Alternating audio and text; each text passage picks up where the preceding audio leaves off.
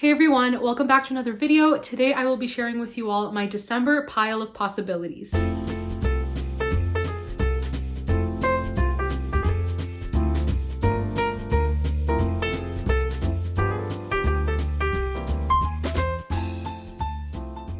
I just cannot wait for December to roll around. I cannot wait to read all the books that I have on this list. I 100% won't get to all of them, but this upcoming month is Cloak and Dagger Christmas, and it is one of my favorite readathons ever. I participated in this readathon for the first time last year, and my first video on my channel was actually my Cloak and Dagger Christmas TBR, which is so fun to look back on. It's already been a year, but I'm just so excited for this readathon. I love mysteries, and this entire readathon is basically celebrating Christmas and mysteries.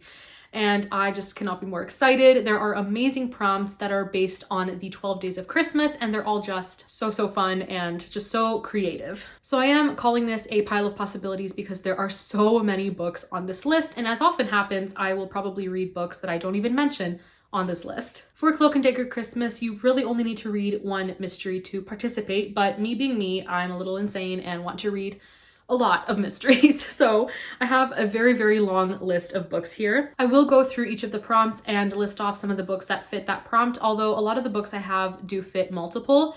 And some of the prompts are really fun because they're not quite book related. So you have half of the prompts that are about books and have to do with the books that you choose to read, and then other prompts are more like activity related. So I think that's a really great idea, and it just allows for a lot of fun and coziness. I just want to quickly mention the channels, the hosts of this readathon. So we have Kate Howe, The Novel Nomad, Carolyn's Reading Ramblings, Melanie Martin, and Too Fond of Books, and all of their channels are linked below. There's also a group read called Silent Nights, and this is edited by Martin Edwards, and it's basically an anthology of different classic Christmas mysteries. So I'm really looking forward to reading this. Hopefully my copy comes in from the library. All right, so now moving on to the prompts. The first one is Partridge in a Pear Tree, an alliterative title, and I really like this prompt. So the first one I have on Kindle, and that is Christmas Corpse by Mona Marple. And this one sounds so fun. It says, "Welcome to Candy Cane Hollow, where every day feels like Christmas." So it's a murder mystery set around Christmas in a place called Candy Cane Hollow. How perfect is that? I cannot wait to read this. I need to read this book. And I also absolutely adore the cover. So that's the first option. The other option is Mistletoe and Murder by Carola Dunn. And this is a book that I recently hauled, and I'm just so excited to read. And this one's set in December in the 1920s, which sounds so fun. And basically a guest at this estate is found murdered around Christmas time, and the story ensues from there. And I really need to read this. It just sounds so fun and perfect for this readathon. The next prompt is Two Turtle Doves, a buddy read. And I actually don't have one planned right now, but if any of these books are books that any of you are interested in reading, we could definitely set up a buddy read. But as of now, I don't have a mystery buddy read planned. So I guess we'll see after I put out the video if any of you are interested in buddy reading any of the mysteries on this list. The next prompt is Three French Hens, a translated mystery or a mystery set in a different country from your own. So I have a couple translated options. First is Confessions, and I don't remember the author's name, but I'll put the picture on the screen. And this one was recommended to me by Holly over at Lovely Day with Holly.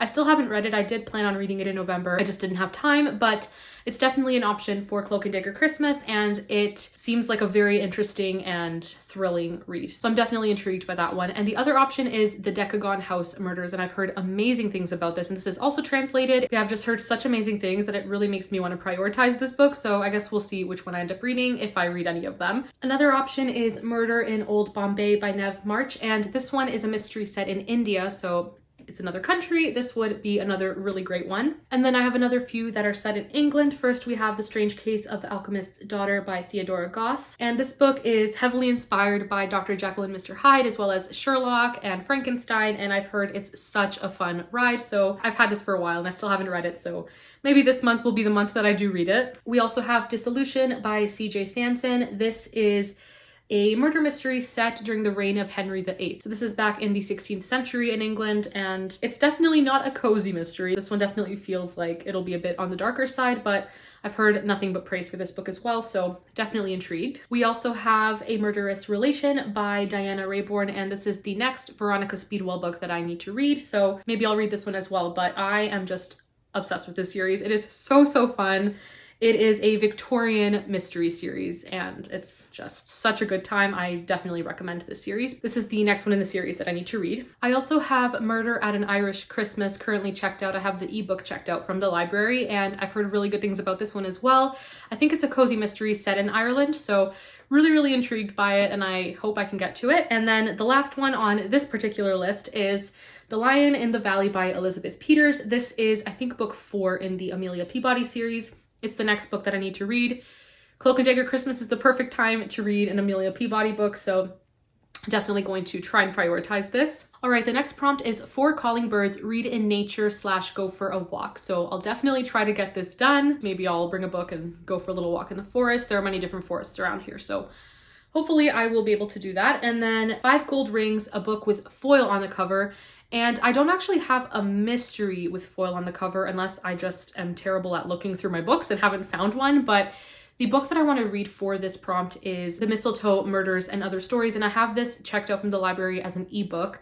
And Kate Howe has a physical copy and it did have foiling on the cover, so I'm kind of including that as the book for this prompt. 6 geese a-laying is have a cozy time eating Christmas treats and watch a cozy mystery. This is where I would like to ask for your recommendations on cozy mysteries in terms of movies and TV shows, because I'm not the biggest TV person and I really don't know what's good. And yeah, I'd like your recommendations for a cozy mystery that's either a movie, a miniseries, or a show. Just let me know what your recommendations would be. Then we have 7 swans a swimming, have a soak in the bath, go for a swim, or walk in the rain.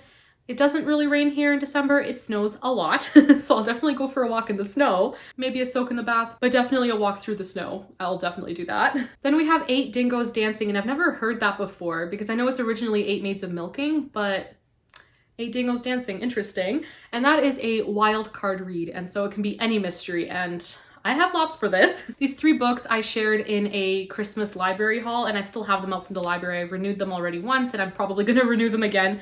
But I have 2 of the Molly Murphy books by Rhys Bowen. She's the author of the Royal Spinous mystery series. And these ones are just kind of in random places in the Molly Murphy series. I'm not sure if I can read them without having read the previous books, but I still have these out. So let me know if it's okay to just kind of dip into the series in a random spot, but these are 2 Christmassy ones. The first one is The Ghost of Christmas Past, and the second one is Away in a Manger. So these are an option. We also have Rest Ye Murdered Gentlemen by Vicky Delaney. This is another one that I had checked out from the library a few weeks ago. Still have it out, but hopefully I can get to it because it sounds so cute. It says, in Rudolph, New York, it's Christmas time all year long, but this December, while the snow-lined streets seem merry and bright, a murder is about to ruin everyone's holiday cheer. This sounds like such a fun, cozy Christmas mystery, and I really want to get to it. Another option is A Peculiar Combination by Ashley Weaver. I got this, I think, over the summer, and I'm just so drawn to this cover, and I've heard it's a really great book. I don't know if I'll get to it. I'm already overwhelmed looking at the pile of books that I already shared with you guys, but December is usually a good reading month for me. I usually read a lot, so fingers crossed that I'll be able to get to a lot of these. I have a few more mysteries that I also have my eye on, and we have Still Life by Louise Penny. This is the first in the, what's it called, Armand Gamache series, and this is set in Quebec, which is in Canada, and I've heard nothing but praise for this series, so it would be a great time to start this book. I just don't know if I will, but it's an option. And I've already mentioned At Bertram's Hotel by Agatha Christie. I wanted to read it in November, didn't get to it, so this is another option. And this book is one that I really want to read, and that is Murder at Archley Manor by Sarah Rosette. This was a gift from my brother for my birthday, and I really want to get to it. I've also heard this is so good, and it's set in the 1920s, and involves a murder mystery. It's in London. It just seems like such a fun book. So another option, but one that I'm definitely going to prioritize. Then we have 9 Ladies Dancing, have a festive night in or out to get into the festive cheer. I have a lot of things planned for December, a couple Christmas markets. I want to go see some Christmas lights. So I guess we shall see what I get to do. And hopefully I will get some footage to share in one of my Bookmas videos, but I guess we'll see. Then we have 10 Lords a-Leaping, and this is a book with nobility.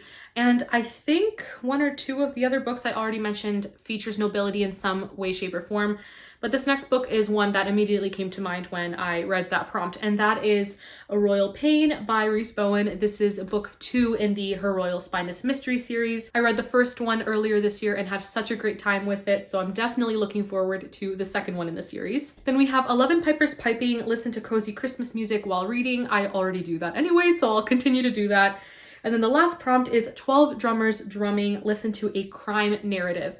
And a lot of these books that I have already mentioned have audiobooks available either on Hoopla or on Libby, so definitely will be listening to some audiobooks this month. All right, so now I want to go over some books that are not mysteries that I just want to read during December if I can get to them. First, we have 8 Perfect Hours by Leah Lewis, or Louise, I'm not sure, but this is a contemporary romance and I don't know too much about it, but I've heard it's really, really cute, and Christmas books are kind of my exception to cheesy romances. I don't typically read them. I'm not a big contemporary romance person, but when it comes to Christmas books, I can enjoy them. So we'll see if I end up liking this one. Another book that I got from the library, we have Nutcracked. This is by Susan Adrian, and it is basically a middle grade retelling of the Nutcracker. It's very short, but it just seems so cute, and I really like this cover.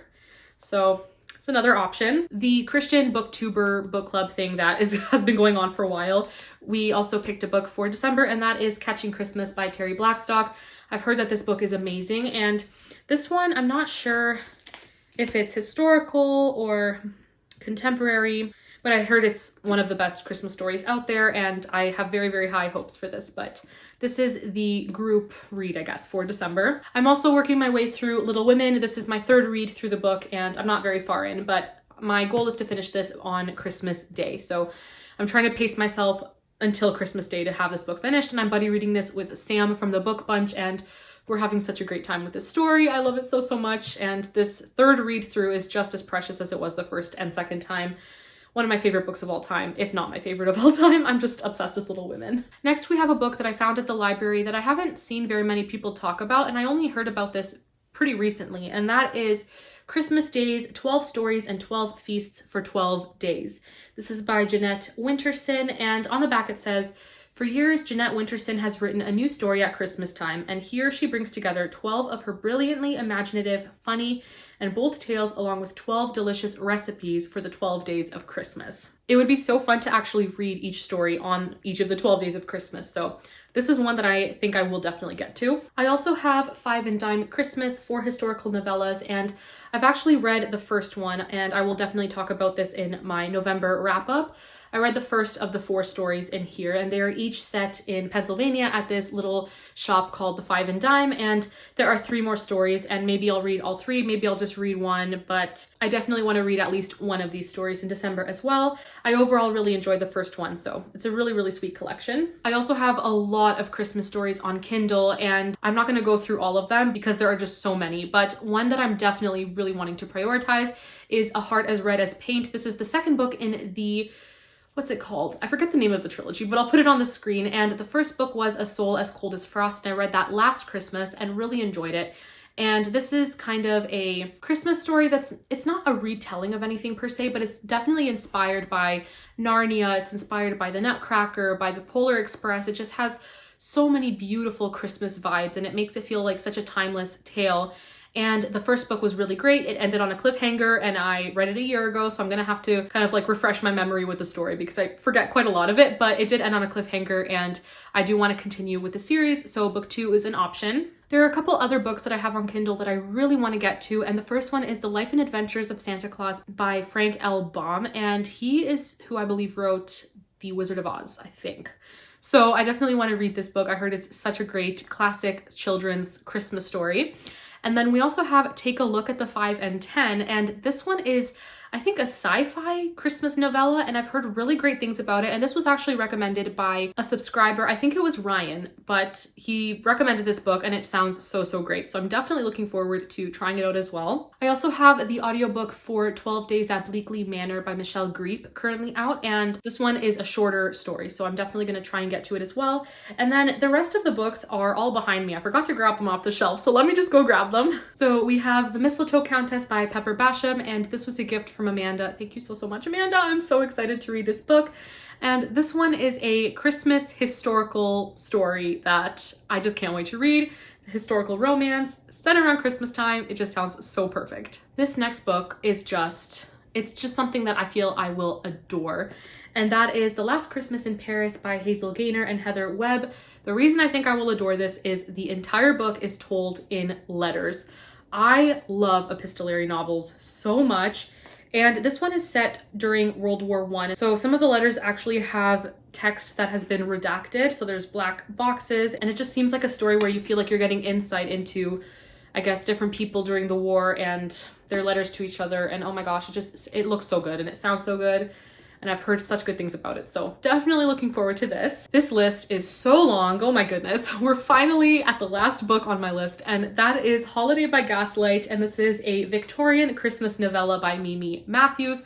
It's very short. I think this will be a really quick read. And this one I'm actually buddy reading with a few booktube friends. I'm buddy reading it with Amanda, Amy, and Alicia, and I will have all their channels linked below. I am so excited to read this book. I just think this book is going to be such a fun ride. All right, everyone, that is my crazy long list of possibilities for December. Will I get to all of them? No, but I have hope that I will read a really great amount of books, because last December I did.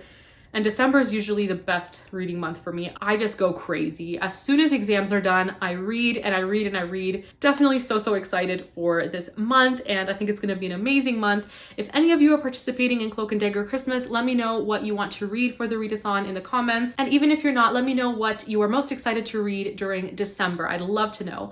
That's it for this video. Thank you all so much for watching, and I hope to see you all in my next one. Bye.